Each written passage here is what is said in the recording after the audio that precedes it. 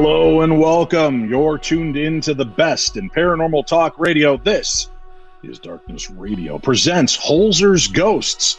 Tonight, Holzer Files Season 2, Episode 9, I believe it is, The Ghost That Got Away, the Ghost of Westover Manor. We're going to talk about that this evening on the program, and I'll introduce my guests in just a few moments.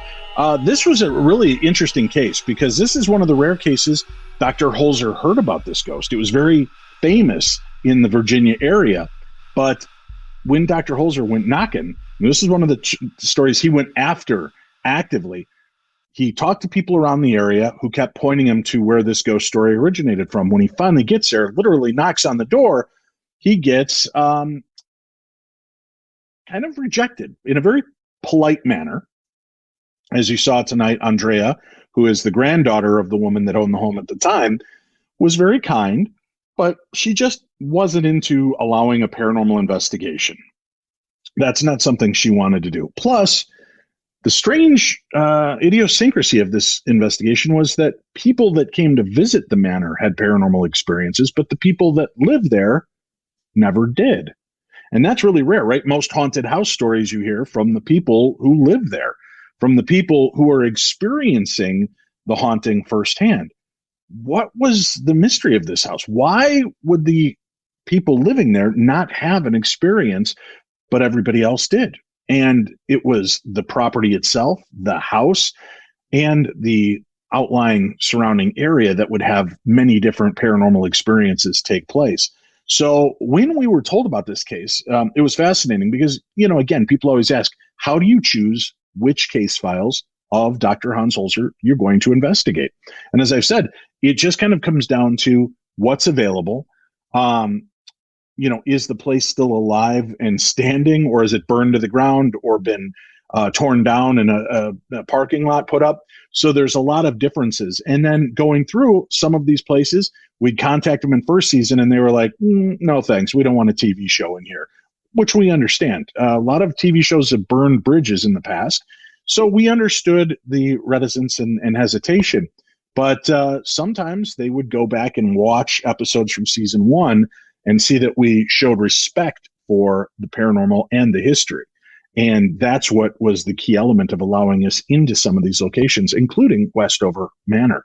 So that's what we're here to talk about tonight. Now, I don't have any of the cast members. I don't have any of the family members. People were very busy. Things are going on. Shane is settling issues with his father's estate. Sindy, I don't know, she's out camping in the middle of nowhere. So she's not able to get into this. And I thought, it'd be fun. We've got all of these great followers and fans of Holzer Files. And I know a lot of you are constantly in chatting about it, tweeting about it, Facebooking about it, responding to the posts that we put up. And I thought it'd be cool if we just had a couple of super fans join. And we're going to do this again in a few weeks. So keep watching, watch the posts on the Holzer Files fan pages and on my Darkness Radio and Dave Schrader pages on Facebook. And I might pick you. You never know. The next grouping could include you. Let's introduce our two guests for this evening. We've got Sindy Brown joining us. Sindy, welcome. Hello, everybody. All right. Sindy, where are you from?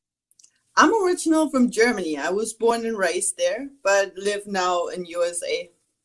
Very cool. All right. Well, thank you for joining us. Now let's grab our other guest for the evening, Keelie Gustin, who's having some connectivity issues. But Keelie, we're glad you're here for now. Welcome to the show. Thank you so much. I apologize for that. I'm hoping it's all fixed now. That's okay. We've got Sindy to back you up. If you fade out, Cindy's going. We're going to go right back to Sindy on this. Keelie, where are you located? I am in Dayton, Ohio. Oh, very cool. We did a couple of excellent cases in Ohio this season. You did. With Franklin Castle and the Phantom Hand episode. So there was a lot of crazy paranormal activity, and maybe you'll have questions about that we can chat about later. We're here to talk about The Ghost That Got Away. This is season 2, episode 9. And I know that you both had interest and questions about this case. So I wanted to involve you throughout this, but kind of discussing. We did go to meet Andrea, the current owner, who was the caretaker of this house. She is very loving and respectful of this house, of the ghost stories. And although she has not had an experience herself, which I don't know that I believe, All right. A lot of times these homeowners are really, I think they're kind of afraid to admit that they've seen or heard something because they don't want people to mock them or think they're nuts. And it was really great because she had enough people around her that have had experiences.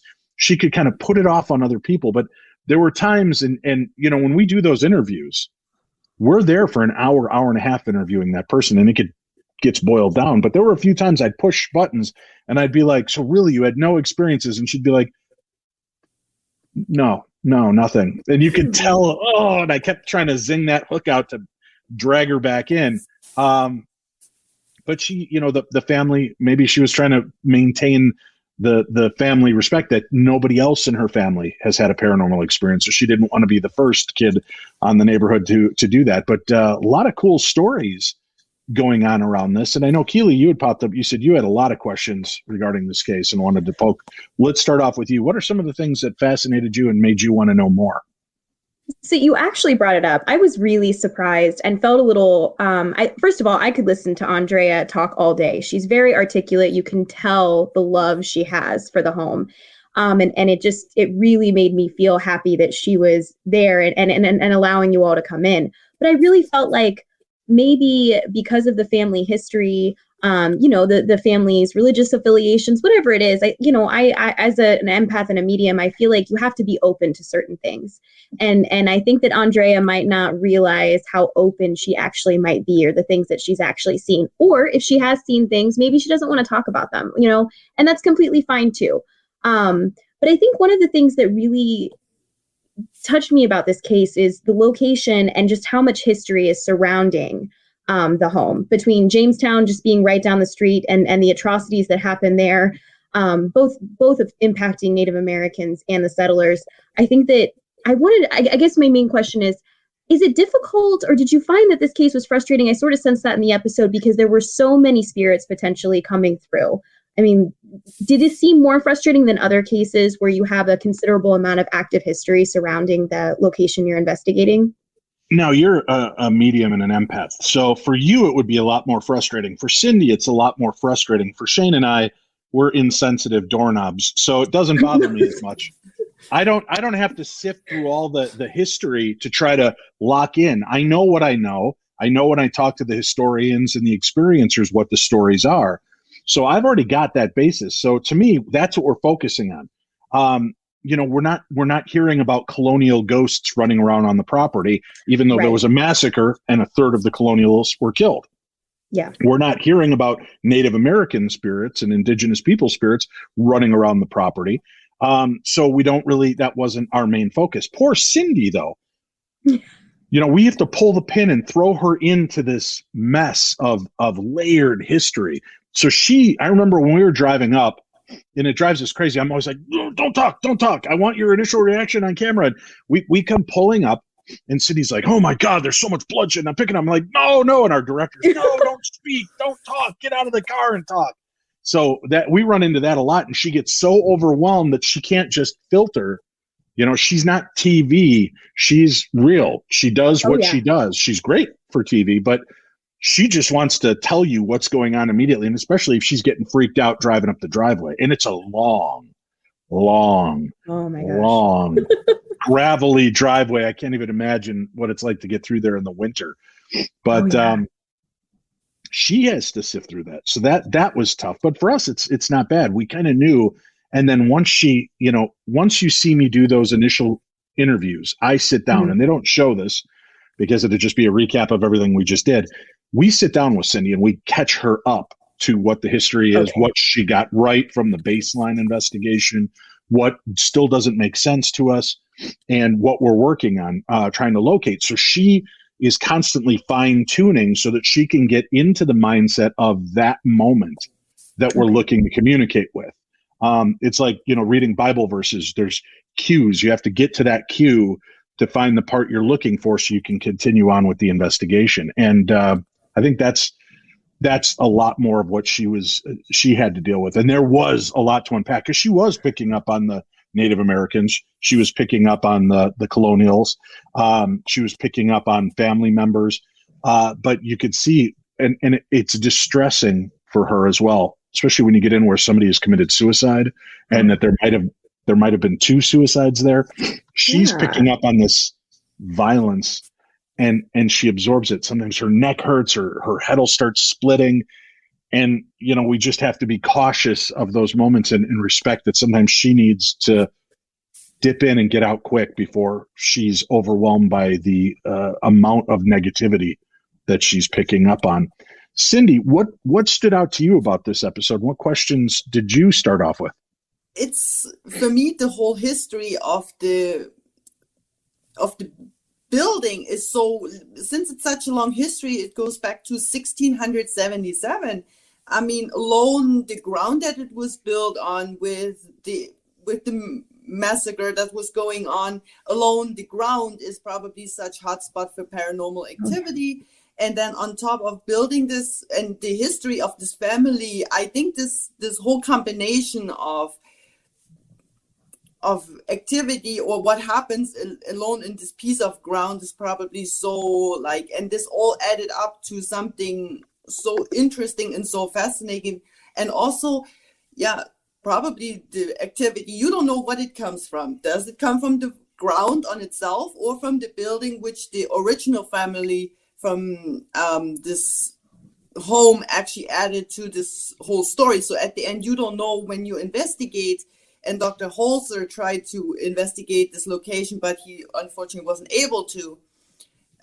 But now you three digging in this whole subject is so interesting, because you find out slowly what is the whole history of this whole combination of the ground and the building itself. And there were elements. Here's a cool story that we couldn't tell. It's not that we couldn't, but it's like there's no room for every story, and it really played no part in the haunting. But this was a very prevalent family. This was a very well-respected and well-known family.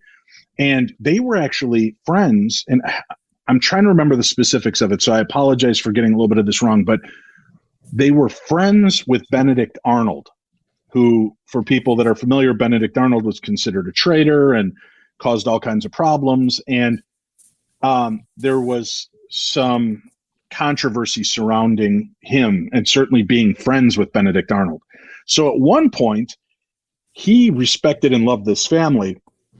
He goes off on a bender, and he actually rides his horse in through that front door and up the stairs and starts chopping at the banister with his sword, acting like a complete loon, so that the family tosses him out, effectively making it seem like they've broken ties with Benedict Arnold. So he did this as kind of a, oh shit, I've kind of messed up your life being friends with this, so let me act kooky and you guys get rid of me, and then everybody's going to say, oh, we don't have to worry about them being with Benedict Arnold anymore.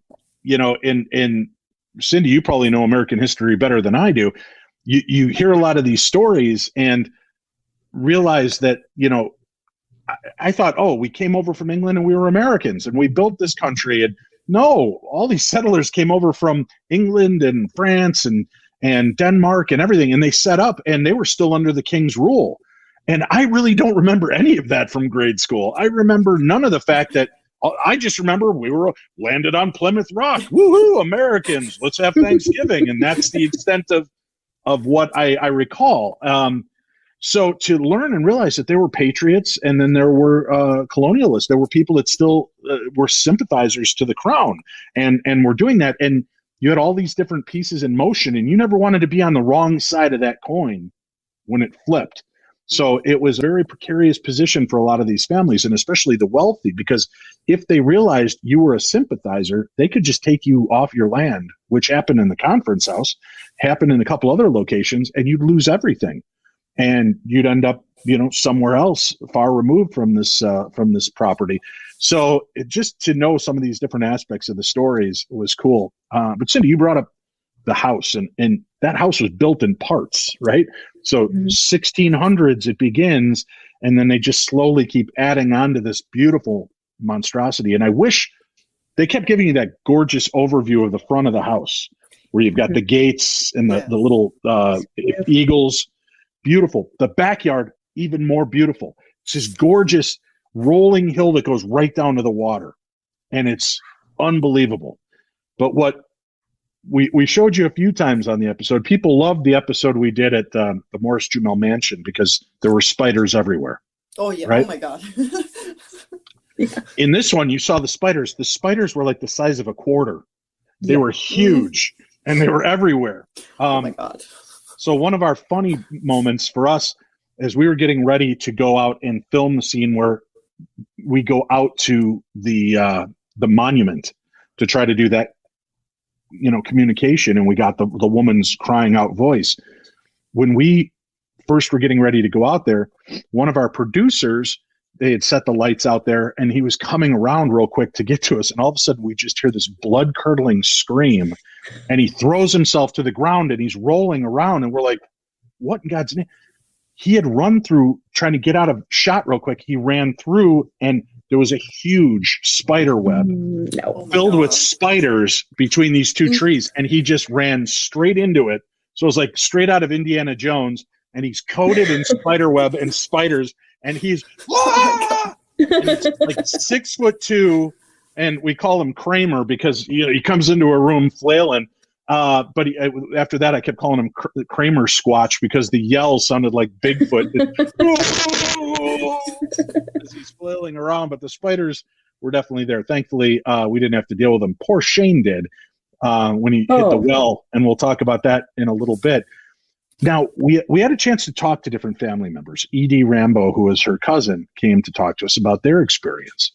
And if you haven't had a chance to watch the episode, folks, there's they're driving to the house, and it gets very foggy. And out of the mist, this kind of figure appears in front of the car. She slams on the brakes, and she's thinking she hallucinated this, but her brother saw the same figure. This kind of woman moved past them into the fog. So that was really kind of freaky. That's what inspired Shane to do the experiment on our first night with the laser grid and the smoke machine, thinking if they could manipulate the fog, maybe we would get some kind of, some kind of manifestation out of that. And unfortunately we didn't, but it worked well because it gives a specific haze, which allows the grid pattern to be seen. And what was crazy is as we're talking and we're waiting, you see up near the top of the stairs, you see the grid pattern just vanish for a second, like something walked in front of it and took away. That was our first crazy experience, walking into the thing. Being a medium yourself, Keelie, I've got to ask, do you ever get overwhelmed just walking into these locations when you go out places? Yeah. Sindy, and I've worked with Sindy, and I actually learned from Sindy and work on my skills with her. She seems to get a lot more of the physical things, like feeling the pain in the neck. She often states that she's feeling really dizzy, feeling really overwhelmed. For me, it's incredibly emotional, and there's a lot of voices kind of happening in my head. So it's incredibly overwhelming. And I really appreciate the respect that you all give to Sindy and kind of keeping an eye out for her and making sure that, she's on the up and up and that she's okay and can keep going. I think what was really predominant to me in this episode was the fact that the brother that kind of led to the downfall of everything with the gambling debts and his indiscretions would not give Sindy his name. And for Sindy, that's a big deal because she's usually on the spot with names. And that to me just really embodied his spirit of, well, everyone should know my name because I built the rest of this property up. So that really stuck out to me as a very clear communication of just how angry and put off he was by how he'd been treated in the history books. Cindy, are you sensitive at all to spirits? Yes, I am. I'm empathic. I had a psychic reading done, and I heard that I have some psychic abilities. Unfortunately, I know that I pick up a lot of energies, spiritual and still living, so which can be overwhelming. But when it comes to my psychic abilities, I want to do the workshop with Sindy. So I have that scheduled and see how it goes. Maybe I can make more out of it. Cindy keeps telling me at location, she goes, Schrader, you're sensitive. You've got the gift. You just have to let it go. I go, don't keep encouraging me. I said, don't keep encouraging me or I'm going to start training people and taking away your jobs. And I said, I'll start wearing kimonos and red lipstick if that's going to get the attention. And the earrings too. She's always got a great pair of earrings on. Shane and I joked that for season 3, we're going to both show up with matching kimonos and she'll have her kimono on. And I don't think the producers will allow that, but I don't feel that I'm psychic or mediumistic yet. I have experiences and I hear voices and I've seen ghosts, but I don't know if that means because I'm mediumistic or because I'm inquiring and I put myself into that mode and with my intention to see or experience these beings. But I am, and I always hate to use this term because I feel like people are overusing an empath title nowadays. Mm-hmm. I feel empathic because I get overwhelmed by emotions and sensations. There was one episode in season 1 where, I can't remember the episode. I wish Sindy or Shane were here, but we had filmed the scene and we were waiting in the car to film the next scene. And we all began getting really agitated. And like, we start going after each other in the car. And we're all mic'd up. So our producers are like, what the hell's going on? And we're just at each other. And then it was gone like that. And they were like, what caused that? I'm like, I don't know. All of a sudden, all of us just got flustered. But here we are kind of kicking up dirt in this, I think it was a cemetery we were at one point. So maybe it was Oceanborn Mary or Whaley House. But we just really kind of got agitated by it. And later on, Cindy's like, I think we were being really influenced by the irritation of the spirits. And there are times that Shane and I will be in a place and we start to get crabby or kind of emotional or moody. And she'll tell me, D, you got to step out for a minute and recollect because you're getting influenced. You're allowing the spirit to have that effect on you. And so I'm working at shielding and getting that taken care of. But I can't even guess if I'm, my spigot's open this much, hers is like this. So she's just a constant conduit. That's got to be driving her close to insane. So we've got Edie, the cousin who sees these things, Kelly Ludwig, who is a delightful guy, and we had a chance to talk with him and the kind of experiences he's having. Now, the pots and pans flying off the shelves, right? Footsteps, seeing an apparition of a woman walk through the room and just right through a wall. Well, that was the oldest part of the house. That would have been the house where Evelyn Byrd would have lived. And they added that wall and stairwell when they added, so that would have been her walkway. So I actually, when I first kept hearing the footsteps out there, right, during the main investigation, mm-hmm. I heard the footsteps out there. That's what drew me to that direction. But I actually did a scrying session with that mirror, and I was doing an EVP session thinking maybe she was using it as a, elaborate doorway back and forth. But that's when we catch the shadow trackers in the other room. But I got to tell you, it was funny. As I watched it again tonight, and I go in there, my first inclination was I went in and I turned my back to the pots. And I'm sitting there going, oh, I forgot I did that. I'm wondering how many of the fans are watching this going, he's going to get hit in the head with a pot. Yeah. One of those pots has got his name on it. And you'll notice that as I'm standing there at first, I was doing that. And part of the reason was it always seemed to happen when nobody was looking directly at the pots. So I was trying to, do what I was doing, but like that was secondary, hoping it would fling a pot off. And then I started to get that kind of feel. So that's why I turn around and I move to the other side of the room. And what was great is we have our camera guy, Rob Toth, our director of photography, is out there filming me. And he keeps going, psst, psst. And I'm like, what? And he keeps pointing over his shoulder. And I'm listening, and you could hear these footsteps padding around on the stairs. And I'm like, am I hearing, are you hearing footsteps? And he's like, yeah. Okay. So we're sitting there, and then all of a sudden you could hear the pronounced noises. Like it was definitely letting us know something was there. So I don't know what the activity, the violence, poltergeist activity of the pans flying might have been William Byrd III just trying to, again, make his presence known, almost like a petulant child, which fits, one of the old ideas that when we die, the majority of our personality goes somewhere else. What's left behind is kind of the garbage, the stuff you don't think heaven wants, right?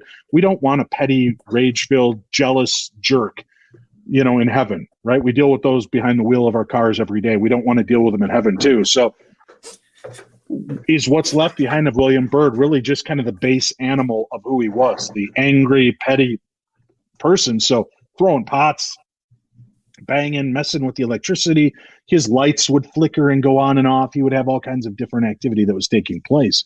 But what did you guys, and Keelie, I'll start with you again on this. What did you make of the type of activity that was being recorded and talked about?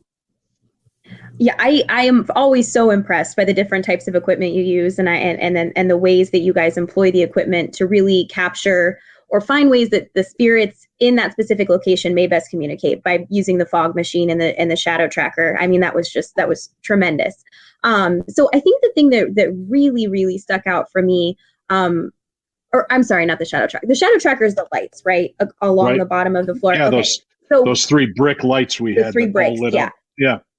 So when those, I mean, it clearly looked like someone was walking directly over it, and almost like someone in a dress, someone with something trailing behind them, just like the apparitions or the spirits that people had claimed to have seen. That really got me. I mean, I rewound it and watched it a couple times because it was just so undeniably in a sort of a walking pattern that really stuck out to me in this episode. Yeah, when we had that happen, now we use those shadow trackers on a lot of episodes, but we don't get anything. We used it once this season where we caught that orb kind of shoot in, and we don't like orbs for the most part, but we see this orb shoot in, and we hear footsteps. And as the orb passes over one of the shadow trackers, you see it light up, but it didn't affect all 3.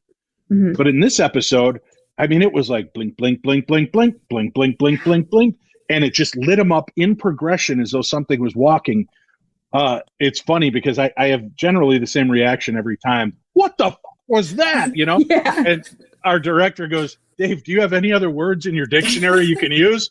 I'm like, oh, okay, come back. And seriously, what the was that? Right? No, Dave, you're missing the point. We don't always have to curse. I'm like, dude, you want my natural reaction. I want to know what the fuck was that? That lit up all 3 of those bricks individually. And as you saw, even when it's sitting there, if I'm sitting near it, it doesn't go off. I had to put my hand like an inch over it for it to light up. And we get that kind of natural progression of it walking through. That was bonkers to me. Yeah. We didn't get our swirling ghosts that we've gotten recently, or mists and shadows moving. But to me, that was pretty damn good. I like that piece of evidence. Of course, we'd all like to see Evelyn come striding through in her gown, washing over. But that's still telling you that something is reading the energy there. Something of major energy is happening at that minute. So that was a pretty exciting segment for us.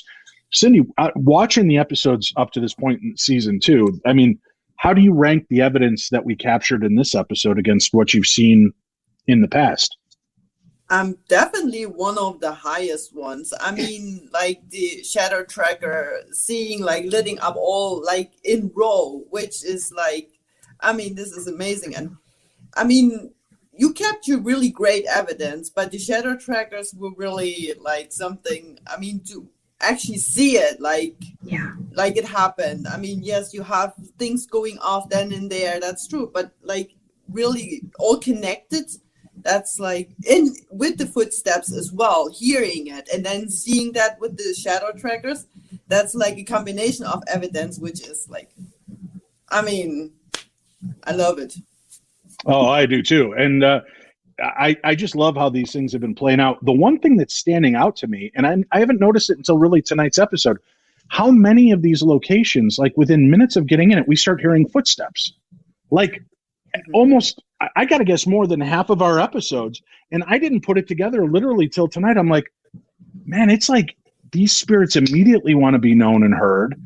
They're there. And that takes us off our game. Now, I want to address one thing because I get a lot of questions. Well, sure, you're hearing footsteps. 2 minutes later, you're walking upstairs and you could see the cameraman shooting down. Actually, the cameramen aren't there. They're on the levels with us, and you see them in that one static shot of both of them there. What happens is after we're done with the investigation, they'll follow us around the house and do shots like that to get some, they call it B-roll, cutaway shots. So they're not up on the different floors. They're not where they were. They're there right in the room because we keep it one sound guy, who always stays off in the corner behind a door frame right there, and then the 2 camera guys. And that's it. That's all we allow in the house and on the property. We have PAs and security that keep everybody off of the immediacy of the property so that there's no chance we're going to have cross-contamination of, a PA or an exec moving from one room to another. There's none of that. And you'll see even Sindy, she did it in a few of the episodes in season 1. We were so blown away. She's like, that's not real. That's got to be one of our guys. It's right, one of our people. And they're like, hold on, and radio, where is everybody? And we get a full call of where everybody is located outside. They're in their cars. They're here. They're there. No, Sindy, there's nobody there. So then we're like, okay. And you could see it in Cindy's face sometimes. She's like, let's go upstairs. Because you see, she's got this kind of, somebody's screwing with us. Let's go bust whatever morons hiding under the bed, right? And we get up there and there's nothing going on. We end up facing something else. So it she'll feel the energy as we get up there and it shifts, or, then we start getting things on the SLS camera or other aspects. With that said, I want to do something real quick. Next week, on Holzer's Ghosts, I've got 2 special guests for certain joining us. I have got Mr. Scott Walter from America Unearthed, who will be with us because he appears in next week's episode. And we have a special guest investigator joining us next week on the program, which is pretty cool. I'll give you a little clue of who's joining us. Following in her father's footsteps, Alexandra Holzer will be with us cool. at the investigation. Awesome. This site is, it was known as Mystery Hill. It's now known as America's Stonehenge, run by Dennis Stone and his family. And it's this ancient location that's really cool, fascinating history. Scott Walter, who's a fellow Minnesotan here, and I are buddies. And when we were going to shoot this episode, I'm like, dude, have you ever heard? And he goes, heard it. I've been up there like 20 times. I'm like, would you be interested in being a part of this episode? He's like, yeah, let's go, man. Ghosts are not my thing, he said, but I'm interested in going up there to take this and dig a little deep with you. He was willing to go down the rabbit hole, and he showed up, and Dennis started telling him ghost stories, and I had a chance to talk to him about it. So here's another shot of Scott and I as I'm learning the history of the location. But this is the nice rare picture we got, the family picture. Sindy, myself, Alexandra, and Shane. And we're hoping in season 3 at some point we'll be able to get Gabe out on one of these investigations too, so we'll have all 5 of us in one place. So they say that would be awesome. They say we're too important to have us all together, because if somebody blows up the building, Holzer Files is gone. So if we keep Gabe out, he can continue the journey and put together a new team, I guess. I don't know the philosophy. No pressure, Gabe. Yeah, right. Let's take a quick peek at a clip from next week's show. Would you please tell me the nature, origin, and period of the people who lived there? They were so vicious that they sacrificed to their power or their great spirit. This is as far as I want to go. This is as far as we're going to go? I swore when I went up there the last time, I would never go up there again. Yeah, so I go up there with the Native American guy to the location, and he's like, no, this is as far as we need to go, man. And wait till you hear his story. And then I have to go up there later.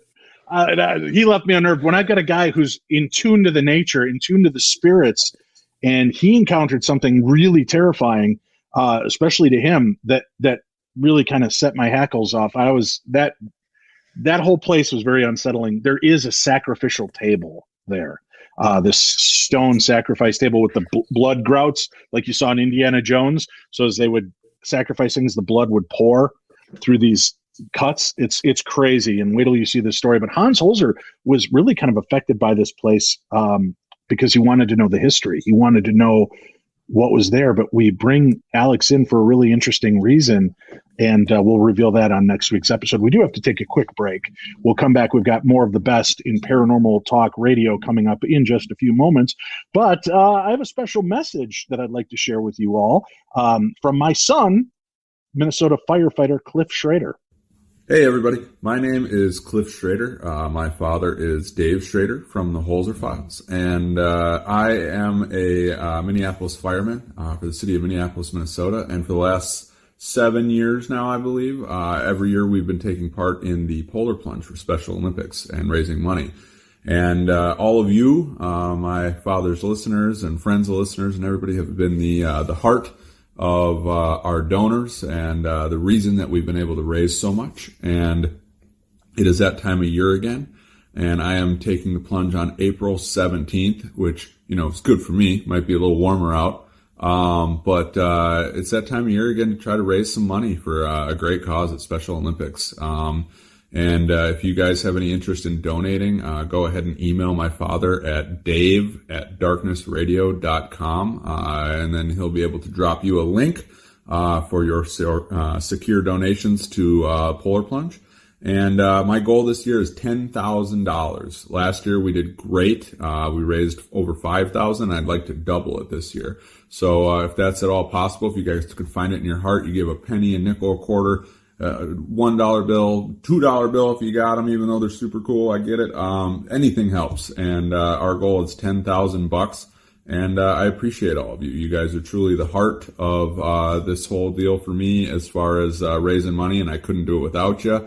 And all the money that we've gone to raise over the years has gone to just amazing athletes. So thank you again, and I look forward to working with you all this year. And I will make sure that we get a video up this year of us actually getting into the icy water. So I hope you all have a great year, and I just look forward to putting out that video of us jumping in the water. So thank you again, and I couldn't be more proud of you.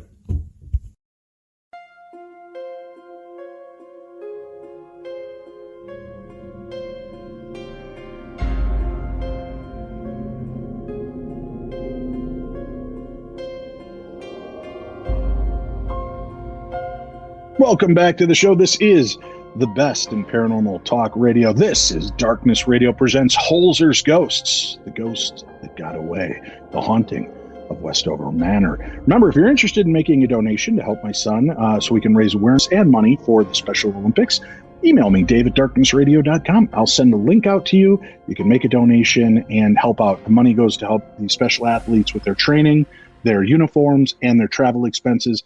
And last year we raised $5,000. We know this year's been a little different, but we've got a bigger, broader audience than we've ever had before. Before it was just Darkness Radio audience. Now we've got all the Holzer File fans out there as well. So we're counting on you to be a part of this and help us out if you possibly can. Tonight we've got our super fans joining us on the program as well. We've got Sindy Brown, we've got Keelie Gustin, and we're talking about the newest episode of the Holzer Files. But ladies, if you don't mind, before we go much further, I do want to show one more crazy clip from next week's episode of the Holzer Files. This very spot is referred to as the Serpentine Wall. This is a very sacred space right here because I'm feeling the earth and the wind and the sun and the elements. You need to have a deep respect on this land. But it's talking to me saying, get off this land. We should not be here. This is a warning. They don't like anybody here. Stop walking on this land. Get off this land. Leave now. Season 2 of the Holzer Files continues February 27th. Ancient Evil, The Haunting of Mystery Hill, only on Discovery Plus. So make sure that you go, subscribe, and watch it. I do want to address something. A lot of people keep asking, Dave, we ordered season 2 on Amazon Prime, or we ordered season 2 on one of the other services, and now that you're only showing it on Discovery Plus, what do we do? Well, contact your provider. You should get a refund for that. But something to consider, a lot of you are spending $20 to $30 to subscribe to get that one season of our show. Whereas if you take that money, after our season runs, you could dump it into Discovery Plus, and you'll get a half year of Discovery Plus for the same cost you would have paid to just watch our series, and it'll give you all the shows that are available under the Discovery Plus banner. So you might want to try that, or you could just try the 7-day free trial and make sure you give that a shot. All right, ladies, let's get back into this. Mitch Bowman, the historian, talked to us about William Byrd III, kind of the black sheep of the family, who committed suicide after he had kind of giving away the farm, literally selling and parceling it off bit by bit. Sindy picked up on that, the horrible injury and the fact that he choked on his own blood. When you see something like that and you're watching Sindy, and I want you to be honest, as a fan of a paranormal show, when a medium's telling you this, do you get red flags going off? Do you think we've given her the information in advance? And don't worry, she's not listening right now, so you could be honest with me. But how does it affect you, Sindy, when you watch something like that? I do believe she really picks up on some of those things because she has she makes such a tight connection or such a close connection to those spirits that I think they try to make themselves known through those things like joking or certain pain she picks up. And that with choking on the blood, I think that is something, I believe it's real what she experienced. Now, Keelie, even though you are a medium yourself, how do you view mediums on TV? Sindy she's a unique case, honestly, and working with her privately and watching her work in public, I know that when you say in every episode, Sindy's asked to be kept in the dark about the details, that's actually what's happening. So I think it really lends itself to a sense of credibility as it relates to her specific mediumship in this show.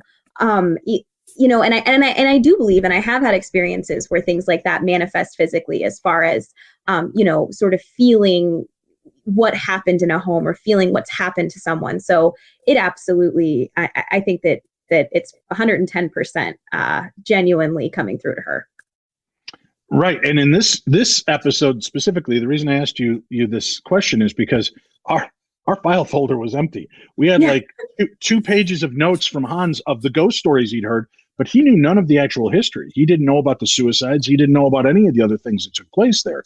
So when she's hitting on this, I'm just writing notes, and I'm like, I'll have to talk to the historian. I'll have to talk to the owner. I'll have to talk to the people we're going to be interviewing to see if this matches up with anything that they're aware of. And we got that confirmation, which, I love those moments in every episode, and she is on fire. Plus, I really do feel bad for her because she does have this, stigma. People automatically assume she's a medium. She's faking it.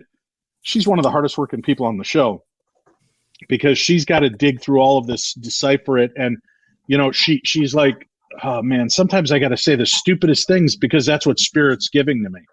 Mm-hmm. And, when the Spirit's showing you something that may see, I'm getting a 7-foot tall bunny carrying a wine cooler, she's embarrassed. She's like, are they just screwing with me? But she throws it out there, and I'll keep it in my notes, right? I'll have my notes out, and I'll be like, just out of curiosity, Keelie, with the history of this, does this make any sense? A 7-foot bunny carrying a wine cooler.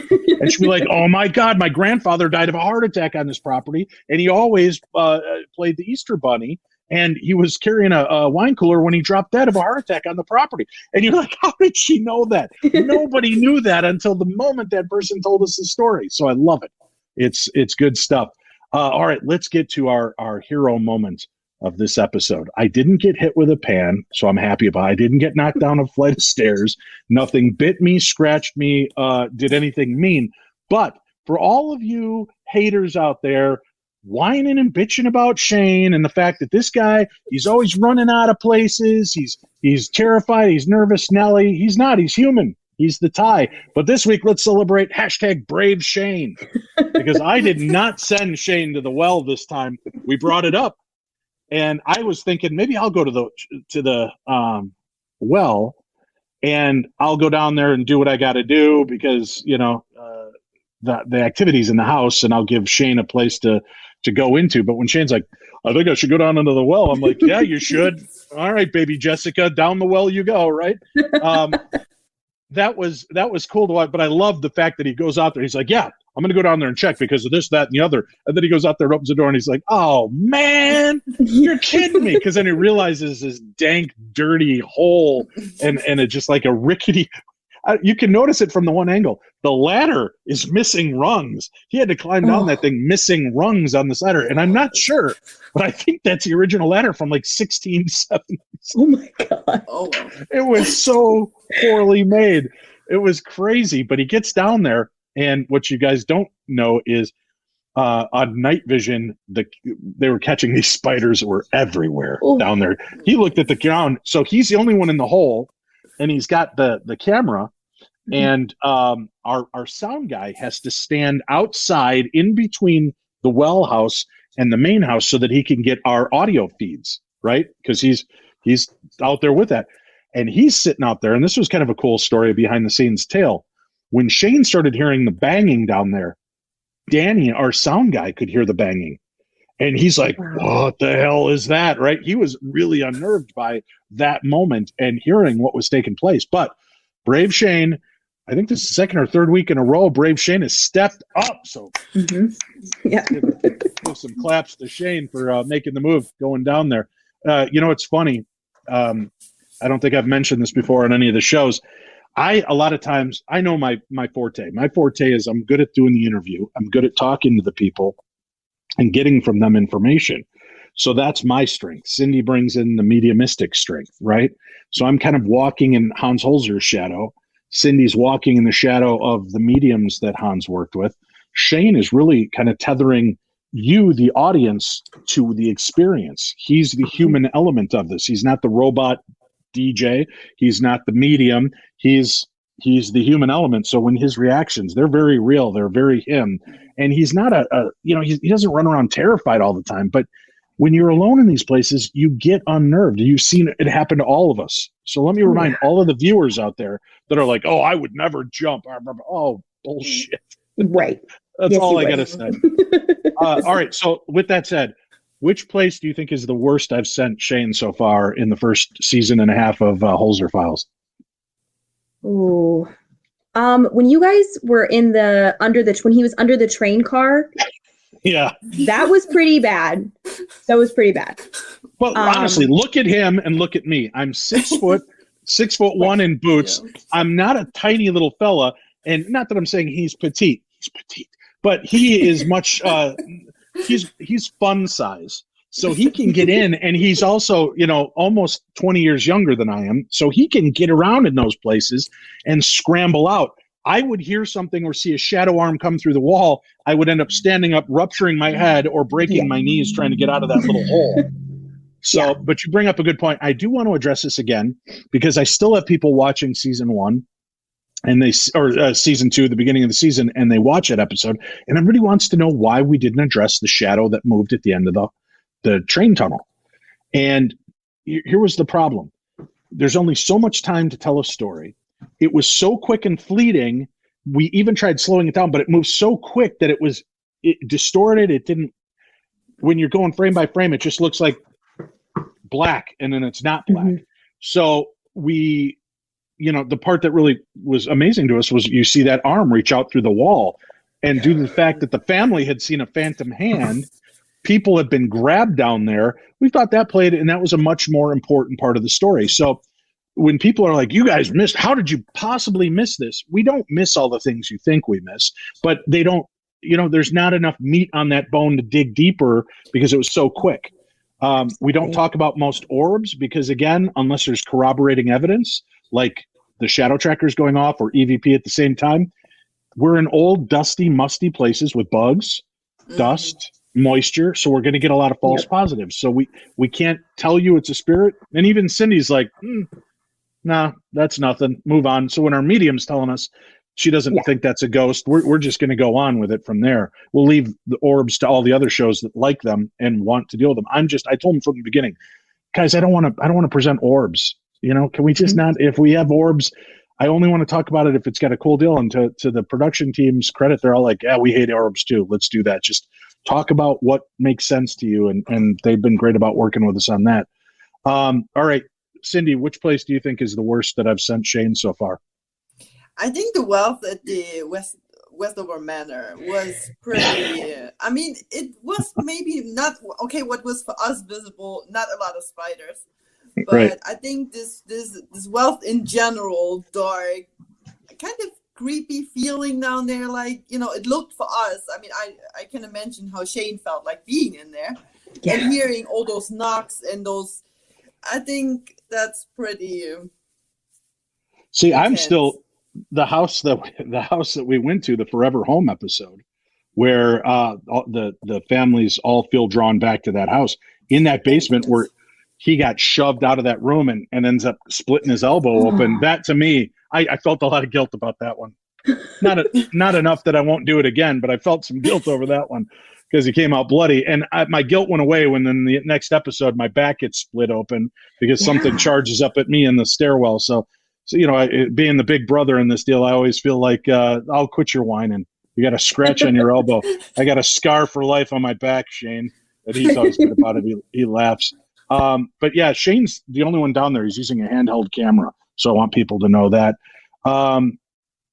The angry male being forgotten. What do you think of that? I mean, the concept that you've got this male spirit that's there because of suicide, the plot of graves, that's the family gravesite, it was consecrated earth.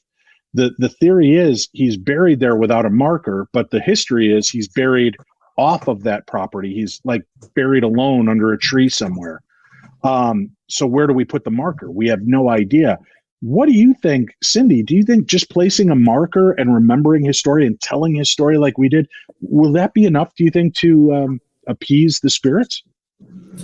I personally don't think so, because he's what we do, Sindy. That's what we found. We believe it. You're wrong. You're out of here. I personally think since he tried so hard to make his presence known when you guys were there, I don't think just marking his name somewhere in, showing, okay, he's buried there, or his body's buried there, his soul is still in Westover Manor. I think since he tried so hard to make his presence known, I don't think just marking his name somewhere will put him at peace. I think he wants to be known. Do one of you have a train running through your living room right now? I don't think so. I'm hearing this like. Oh, well, that's terrifying. Yeah, I think it's you, Keelie. The spirit behind you. What do you think, Keelie, being a medium as well? What do you think? What's the best way to appease an angry spirit? I think besides sacrificing Shane in a well. Right. Yes, which I'm thankful we didn't do. I think, that would have been a really big first step. That's season 3 stuff. Right. I think the marker is a great first step. I think conversations like this are important too, and to have those in the household. I personally, what I get from this, I do believe, based on the evidence personally, that Evelyn did commit suicide, and that the family had so much shame for William III, and the things that he had done, that maybe they did cover that up, but then, she still committed this same, sin in the sense of things, but she is remembered and she is acknowledged. So having conversations in the home that do acknowledge all the work that he did, and making sure that his history is brought to light, I think is the second step to really kind of settling his spirit, and maybe he can just pass through quietly instead of tossing around pots and pans to people.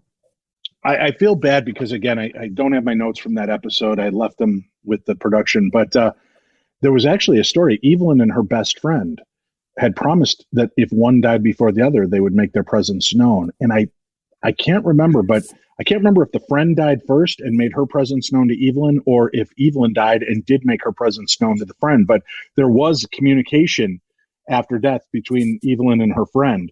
And that was a pretty cool story. It didn't play into our story, but it was kind of cool that there was some kind of attention that was going on there. I know we've got audience members that are wanting to be a part of this as well. So let me jump in here. If we have any questions, you can feel free to throw up a question. Here's an interesting one. Lena says, maybe you should bring in a cadaver dog and try to find out where he's buried. The only problem, I think, Lena, is because there were so many massacres there over the years, so many colonials, that back then they would just dig a hole and bury you. I don't know that we would find his grave per se, and not just a Native American grave or one of the fallen colonials that might have been put there, because some of them were there just camping on the property. That was like kind of their base for a while. It was close to the water. So I'm not sure what we would actually find. But cadaver dogs, there are episodes that I've wanted to use a cadaver dog, and I'm hoping in season 3 that if we get into one of these places where they believe there's something buried on site, I would love to bring in a cadaver dog and an excavator. But right now we've got a very small budget, being only in season 2, so it would have to be Shane and I out there with a couple of garden shears and spades digging up the garden to try to find the bodies. Let's see here. We have another question from Libby. What is your mindset when you begin an investigation? Do you all go in expecting activity or expecting to debunk it all? Great question, Libby. I set the intention to make communication. I set the intention to go in and try to find the answers to appease these spirits. And again, a lot of times they don't show it, but when we go in, I'll say, hey, this is my team, Sindy, Shane, I'm Dave. Please make yourself known. And if you have a story that you want us to tell, we will share this with the world. And I try to make that apparent and I think that's sometimes why they feel better about it. Cindy's open and loving. We all go in with this open heart to make communication and see what can happen. But again, we're there for 5, 6, 7 hours investigating, and you guys get to see 15 minutes of it truncated, and that's really only when there's something happening or not. So it's kind of hard, but I go into debunk as well. There are times that, and we don't show it because we don't show what happened that made us debunk it. But if we hear a bang, bang, and we go look and outside there's a tree branch, okay, that scene doesn't even make the episode because there's enough real stuff that we need to go in. We're trying to avoid the horror movie cat jumping out of the closet at you, making you think there's something there. We try to avoid that as much as we possibly can. While I'm waiting for more questions from the peanut gallery here, Sindy, do you have any questions for me regarding the Holzer files, any of the episodes, or this one that you'd like to address?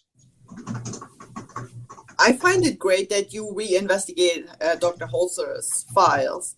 Like I asked before the question, if there are some cases in Europe, because me being from Germany and he's from Austria, he was born in Austria, then moved to New York. So I was wondering if you guys of course, this COVID situation right now, unfortunately, puts everything on hold, but. Right. Yes, we hope to. Season 3, season 4, if we get them, we're hoping to make it over to Europe. I think it's funny that Hans Holzer, America's first great paranormal investigator, but he's from Austria. He's Austrian, not really American, but he lived here and was working here. So that's a big part of it. But yeah, we're hoping to get over there. He did a lot of cases overseas. And I go do trips once a year overseas with our listeners of Darkness Radio. And we do a lot of live events. So we've been to Romania, Scotland, Germany, France, Prague. So Australia, we've been to some cool places. And, we were going to do Scotland in 2020. That got put off to 2021. Wow. Now we're pushing it to 2022 because you have to fly in and then quarantine for 14 days before we could even start our trip. So a lot of people can't afford a month off to go to Europe to do that. So hopefully for Holzer Files, we'll find 2 or 3 locations that we can go so we can ship out there, quarantine for 14 days, and then just film 3 back-to-back episodes while we're out in Europe. But that's hopefully if we get that opportunity. Keelie, you have a question from the Peanut Gallery. PJ Jones says, Keelie, when watching, do you pick up empathetically stuff before it's mentioned? Wow. Sometimes, that's a hard question because I think I can feed a little bit off of Sindy because I'm watching her and I'm sort of in tune. But sometimes there really is this sort of we're both kind of feeding into the messages she's getting. So particularly in this episode, it resonated with me that the woman that the man wasn't giving his name and that Evelyn, was sort of wandering through the halls and we didn't have a specific cause of death. I found myself really knowing the names of the spirits and knowing that confidently that it was the brother and Evelyn before you guys kind of announced it later in the show. But so I think maybe a little bit, but Sindy is so engaging that sometimes I think I'm just feeding into what she's feeling because watching her work is truly just it's fascinating. Lori Torres asked as well a question for Keelie. Do you ever get readings from watching the episodes? Oh. So we got that answer. Into the Dark, is this the first time that the shadow blocks worked? Were you skeptical of the device prior to episode 9? No, we caught it in one of the earlier episodes this season, and I can't remember the name of the house. But we had them laid out in a room, and we caught audible footsteps, and then you see this orb come out and fly over the brick, and one of them lights up as the orb goes over it and then vanishes. So that to us was a cool piece of evidence. But this was the first time, yes, I saw all three engage and light up. So that was pretty cool. Let's see here. Shadow blocks. I know we've got some more. I'm trying to scroll through here. Oh, that's nice. Big Poppy Ed says, guys, thumbs up, show support for Dave Schrader and the show. Shout out to Tim. Been 10 years strong with y'all. Well, thank you for listening to Darkness Radio for 10 years. If all of you are new to this and only found us because of this live video stream, I'm Dave Schrader, the host of Darkness Radio, along with my co-host, producer Tim Dennis, who has better things to do on Thursday nights. Since we're only talking Holzer files, he's at home, and we'll edit all of this tonight and put it up for the podcast tomorrow. But yeah, 15 years on the air with Darkness Radio now, exploring the strange and supernatural. So thank you, Big Poppy Ed, for joining us and being a part of the program and listening. What's this question we have here? Joanne says, do you ever, or does Sindy ever try to cross over any of the spirits that you think need help crossing over? No, we've taken mason jars to collect all the spirits, and I just have a whole shelf full of them at home. No, I do prayers at every location. These prayers where I'm trying to help clear the spirits and let them go. Sindy is kind of the mind, she doesn't know if we can really clear them. But, you know, I figure what's the harm in the intention? But I always do. I face it off, and at the end, to myself and to the home, I always ask that any of the souls that are lost be sent home. Any of the souls that are there and confused, we send forward family and friends, and, you know, just kind of baptize the building in the blood of Christ. Again, being Christian, that's all I've got, to go in and help seal this place and keep it safe for the people that are still living there and residing there. Dave, have you ever gotten a feeling of, oh, hell, no, not going in there? Yes, but I got married anyway. No, I'm just kidding. Yeah, there's times actually, here's an interesting story. I was at the Stanley Hotel in Estes Park, Colorado. I was hosting an event 13 years ago, and down in the basement of the concert hall, there is this room called the Electric Room, and there's a lot of weird ghosty stuff, and a homeless woman died in there, I believe froze to death. So there's some really kind of sad and chilling ghost stories about the place. And one day I was running an event, and I just introduced some of the speakers, and they were up on the stage, and I came around the back, and I was going to go down the stairs and come around to go out in front and watch. And as I come jogging past down through this corridor, I don't know how else to explain this, but there was like darkness spilling out of that room. And it was a dark area, but I was like, that doesn't look right. That's not just, the darkness should be contained. It shouldn't be coming out of a room. And I kind of got there and I stopped and I'm like, no. And I took the long way back and had to sneak up back on stage and crouch and get off stage that way and go around. But that freaked me out. And we'd had experiences in there. Our very first event, I was there with Jason and Grant from Ghost Hunters, and they had done an investigation in their little seance, and nothing happened. And we all stepped out in the hall. And as we're talking, we hear wham!